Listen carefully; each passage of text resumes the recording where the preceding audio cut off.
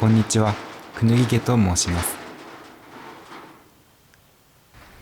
住む場所探しで日本全国を旅した後、農地山林付きの古民家を購入しました。自然と共に生きる暮らしを求めてたどり着いたのは、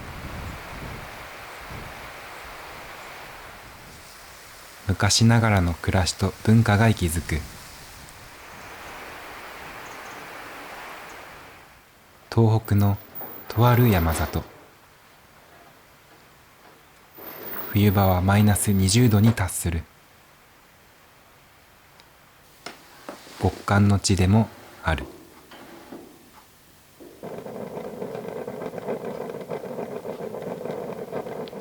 これから始まる物語は、縁もゆかりもない田舎町に移り住んだ夫婦二人の生活の記録。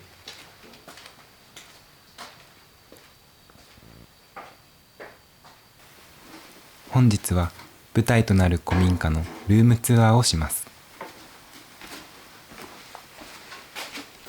どうぞごゆっくりお楽しみください。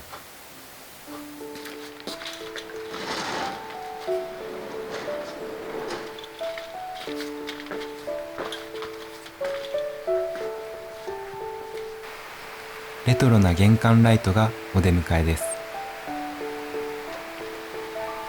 年季の入った家と道具たち。玄関から続く土間。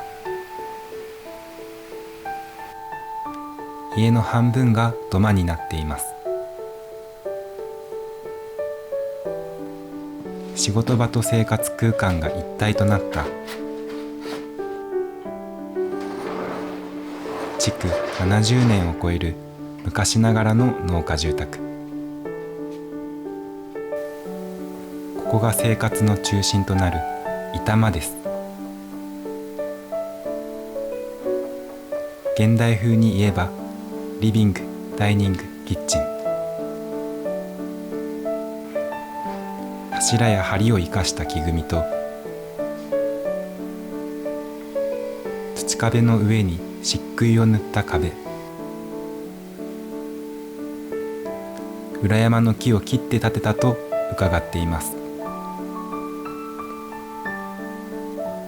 心躍る古道具を発見。なるべく今あるものを生かしたいと思います。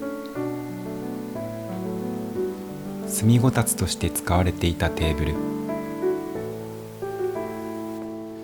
おそらくここが一番長く過ごす場所。ここをいろりとして復活させたい。記念すべき初開封です。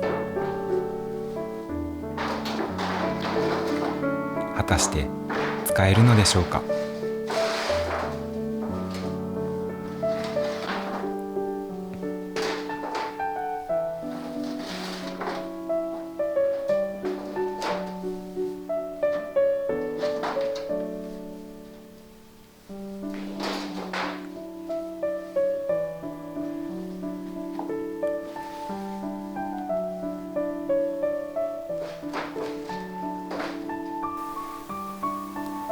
なんとも可愛らしいタイルが現れました。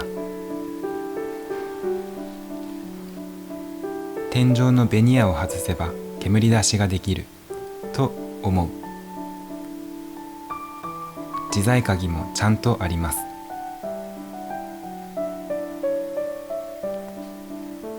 おそらくここに吊るすんだろう。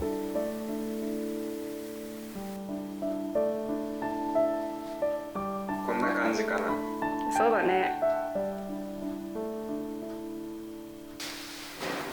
高いだろうね、こうやって。ねえ、あったかいだろうね。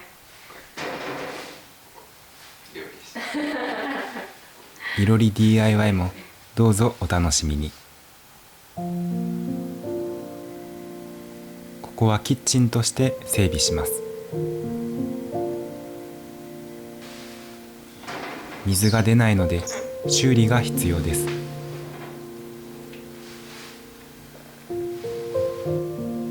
古き良きを味わう暮らしには日々のメンテナンスがつきまとう。でも住み手が暮らしながら愛情を注げば、古民家は住み手とともに味わいを増していく。ちゃんと手をかけて僕らより長生きしてもらおう。神棚がありました。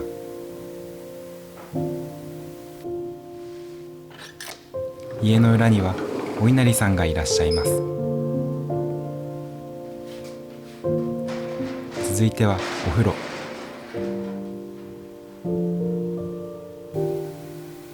昭和レトロなタイル張りの浴室。浴槽の水を汲み上げるポンプは二層式洗濯機につながっています。一見普通のお風呂ですが、裏に回ると普通ではない仕掛けがある。なんと直焚きの五右衛門風呂なんです。土間スペースにある炊き口とかまど、調理をしながらお風呂を炊くことができます。使い方のわからない道具がたくさん。ちゃんと使い方を勉強して火のある暮らしを存分に楽しみたい。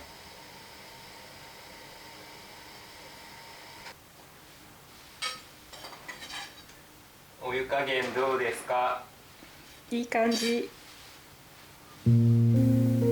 土間のキッチンスペース。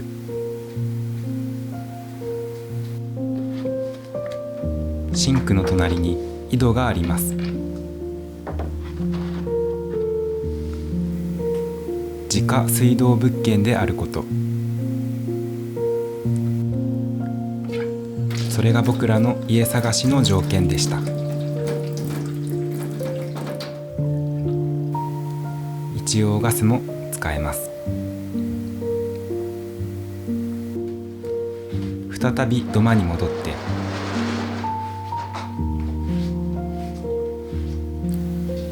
ここが現在仮暮らしをしている部屋。日当たりのいい縁側を通り抜けると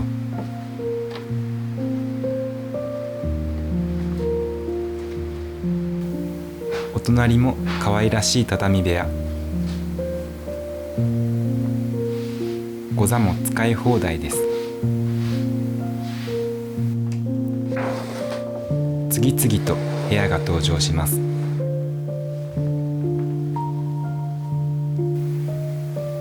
畳の大広間。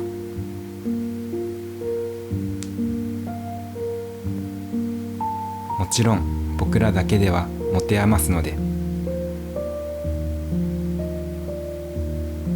この部屋を農家民宿として活用したい。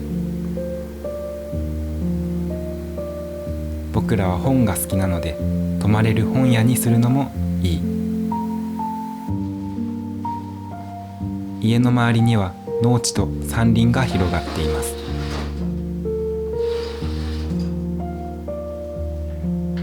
薪火といろりの古民家暮らしだけでなく、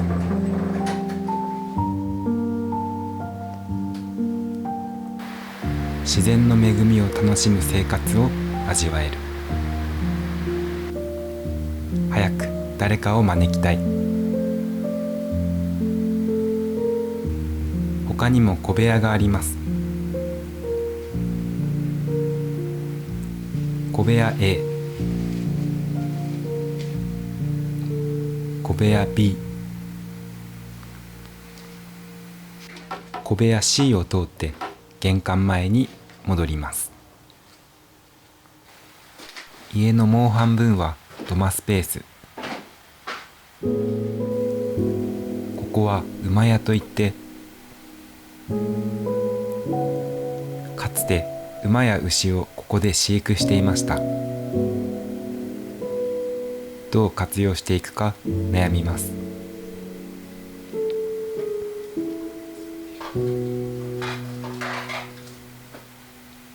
端っこにあるのは豆腐煮釜。大きな釜でたくさんの豆を煮ることができる。土壁や床板が崩れ落ちています。何から手をつければいいのやら。DIY のしがいがありますね。農作業部屋や食料保管庫として使いたい。大量の炭が出てきました。当面は炭不合です。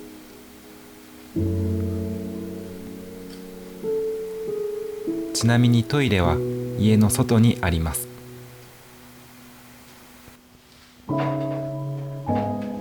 最後に屋根裏を探検しましょう。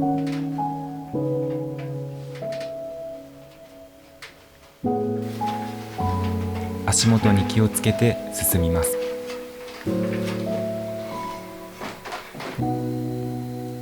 ここにも大量の炭がありました。屋根裏と呼ぶには広すぎるような気もします。大量の木材が保管されていました。両側には煙出しがあります。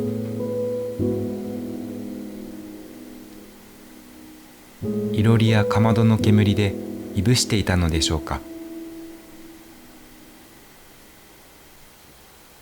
使える材が発掘できそうな予感がします。古民家ルームツアーいかがでしたか？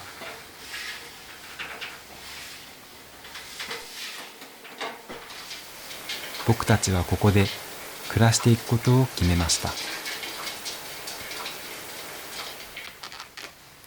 しばらくは古民家 DIY が続きますが、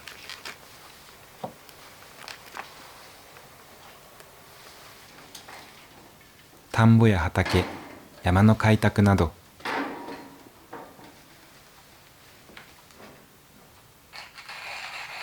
夫婦で力を合わせて生活のベースを築いていきたい。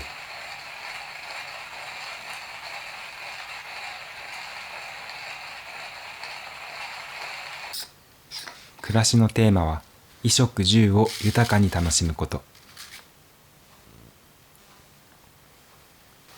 食べること、服を着ること、そして家に住むこと。生きていくために必要なことを、自然の恵みに感謝しながら、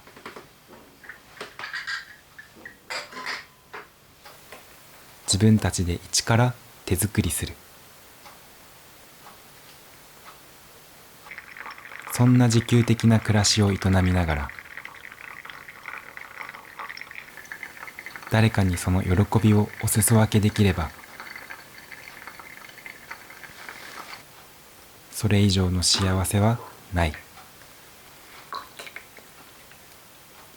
そんな気持ちでこの動画を作りました。